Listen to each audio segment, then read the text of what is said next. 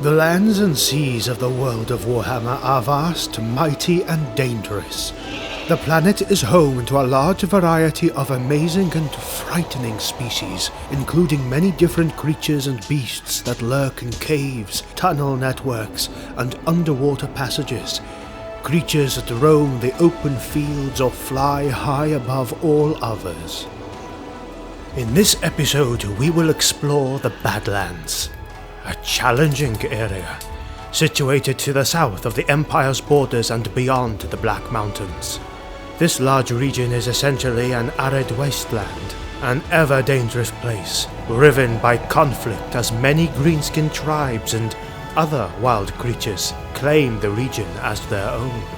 Under normal circumstances, one would avoid setting foot in this chaotic and wild place. But the lure for knowledge is too much. The hunger to learn about the different creatures that live here is simply too strong. Imagine mastering dragons to rule this world. Now that's possible, thanks to today's video sponsor. Call of Dragons is a 4X strategy game with MMORPG elements that allow you to explore a fantasy world with unlimited possibilities. Download Call of Dragons using the link below or scan the QR code and become a Beastmaster today. Ancient and deadly beasts known as behemoths have awakened as darkness falls over Tamaris. You will have to fight for resources and build strongholds that have different features across the lands to survive and thrive. 8 different types of behemoths await you, with 8 different unique raid instances. You have many tools at your disposal to control and fight over the battlefield. Dominate others in PvP combat or liberate the lands together with your fellow Alliance members. Deploy your legions, unleash your behemoths, set up ambushes, make strategic alliances, and more. Call of Dragons gives you the opportunity to truly put your strategic knowledge to use on the battlefield by enabling fine-grained, real-time, tactical choices. Join allies to hunt terrifying behemoths and expand your territory. There is always something for you to do. Download Call of Dragons today using the link below or scan the QR code on the screen. Use the special code CODMONSTER to get special rewards in-game.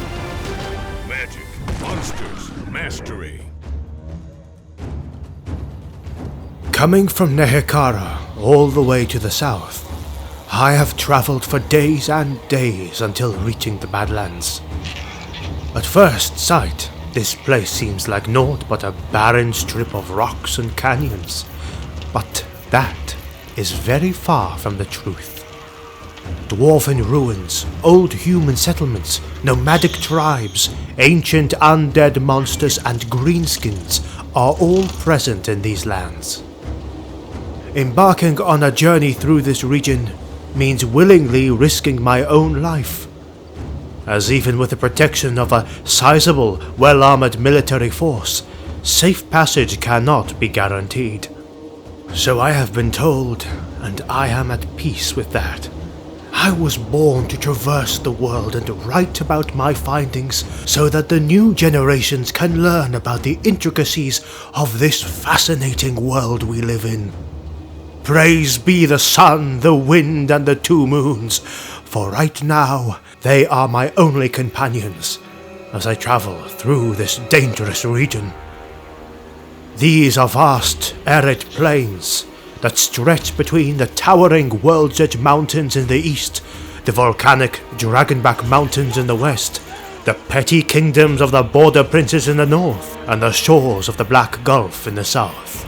And what a beauty when the orange morning sun hits the rocks just right. It is as if they are all made of gold. Or maybe it is just a mirage. Only Sigmar knows. What I do know is that these territories are not only vast, but make for fertile soil for my research. As I walk deeper and deeper into the Badlands, the more I realize that this place is a truly harsh and unforgiving region.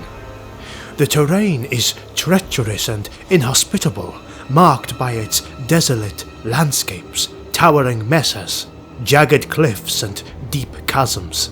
This arid region is punctuated by numerous eerie rock formations and labyrinthine canyons, rendering navigation a considerable challenge for me. The climate is another crucial aspect of the Badlands, often characterized by extreme temperatures. During the daytime, the sun bakes the rocky landscape, resulting in scorching hot conditions. At night, however, I have discovered that the temperature plummets dramatically, creating a bitterly cold environment. The skies are nearly always overcast, casting an oppressive gloom over the desolate expanse. Rain is an uncommon occurrence, leading to the overall dryness of the region. But now let's move on to discuss the inhabitants and the different creatures that call this harsh environment home. Each of them have adapted to survive in the challenging conditions of the Badlands, demonstrating remarkable resilience and resourcefulness. These days across the Badlands have been characterized by a series of carefully planned and discreetly established camps. These makeshift settlements serve as my refuge in the wild and are strategically set up near sources of water or high vantage points that allow for early detection of threats. I've been doing my best to be cautious not to draw attention to myself, especially considering the predatory inhabitants of this unforgiving land. But oftentimes, things don't go as planned. The first creature that I was able to study was the humble giant wolf of the plains, but not in the way I would have preferred.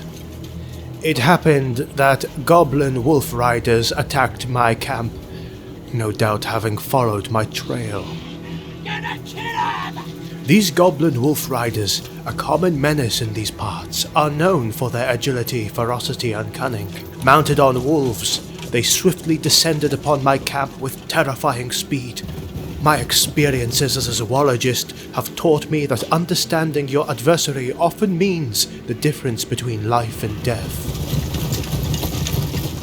I did not attempt to fight, for I knew my throat would become the wolf's supper, so I surrendered.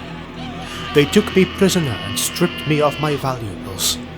You are only reading this because I was able to hide some of my things in ways that I am not proud of.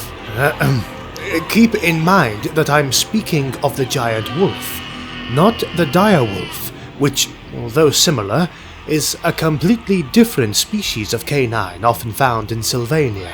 The giant wolf is an ancient predator of the race of men, made all the deadlier by the bond that the packs have with the goblin tribes. Over hundreds of years, both groups have evolved together.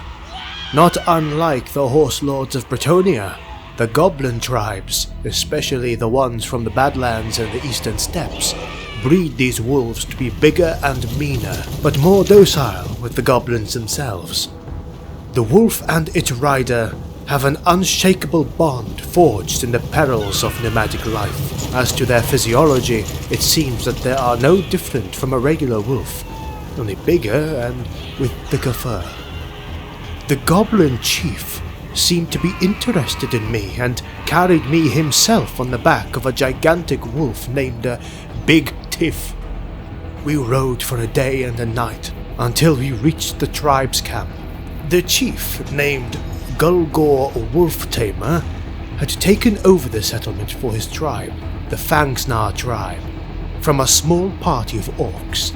He had taken great interest in me, and I could not understand why, until he showed me that the village was built on top of the entrance to ancient dwarf ruins.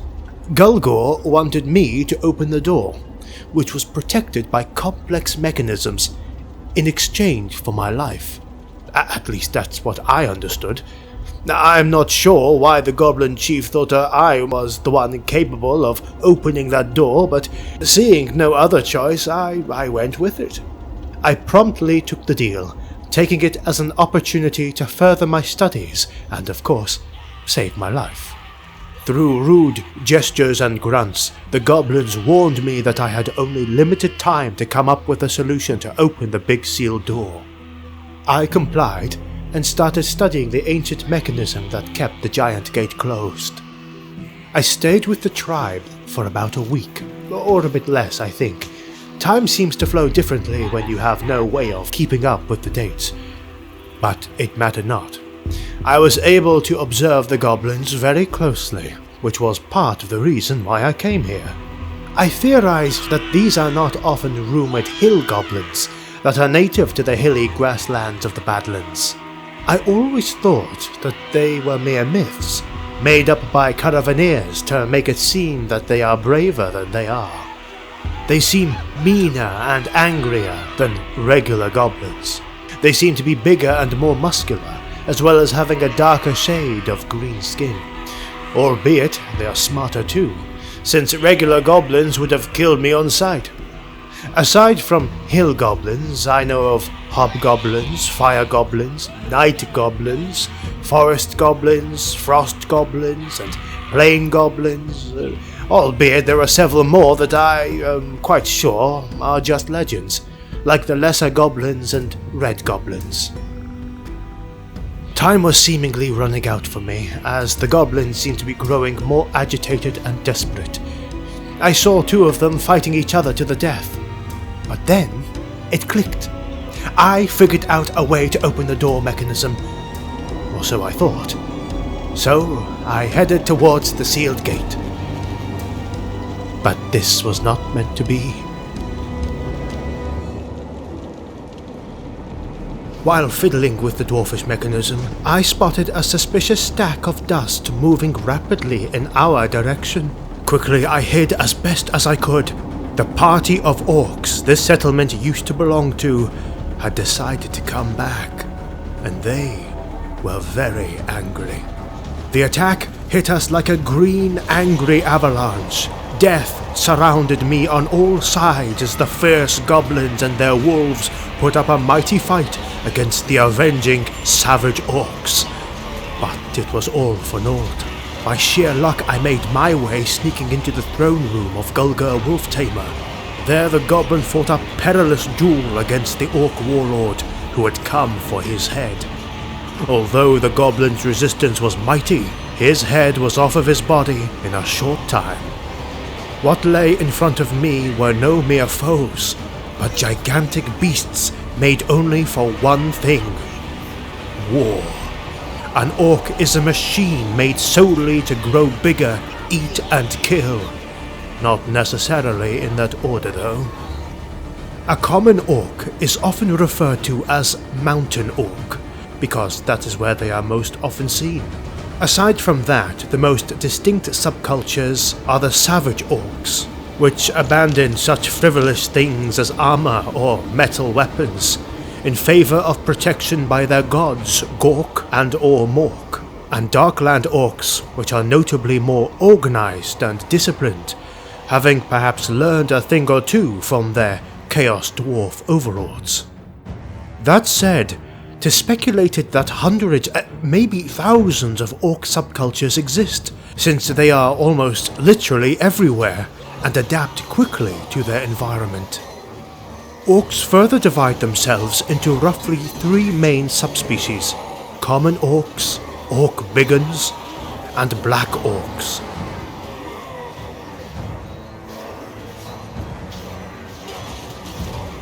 An orc biggin is simply a common orc who is sufficiently old and experienced enough to lead other smaller, weaker orcs. They are in equal parts more intelligent and more cunning. Savage orcs are known for their rudimentary yet lethal weaponry, often favoring massive clubs, stone axes, or simple bone-tipped spears. Notably, they wear little to no armor, relying instead on crude war paint and tattoos that they believe provide protection from their enemies. These massive green-skinned brutes are the epitome of raw, unfettered brutality and primal aggression, living for nothing more than the thrill of battle.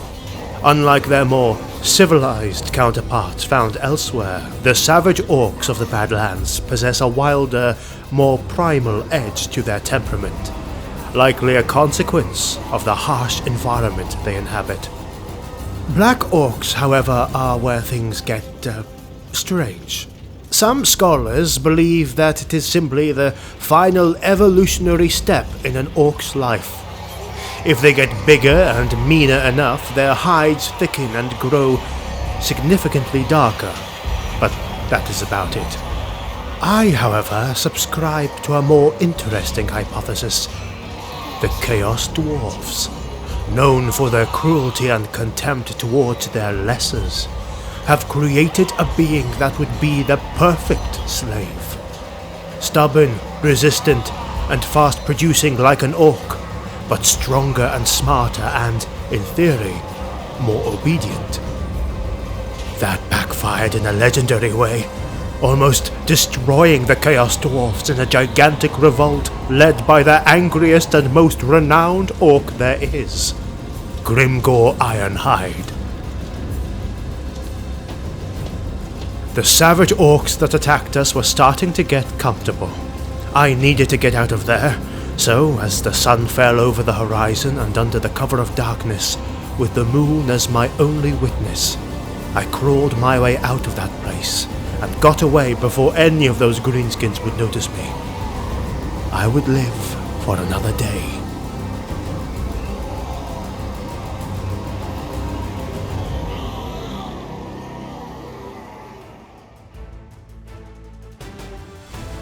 On this channel, we are putting together narrative Total War cinematic battles and Warhammer lore videos. A special thank you goes to our Patreon supporters who help us in the making of more content. You can also join Patreon and earn extra perks while supporting the videos to come. Find the link in the description below. Make sure to subscribe, and thank you for watching. See you on the next one.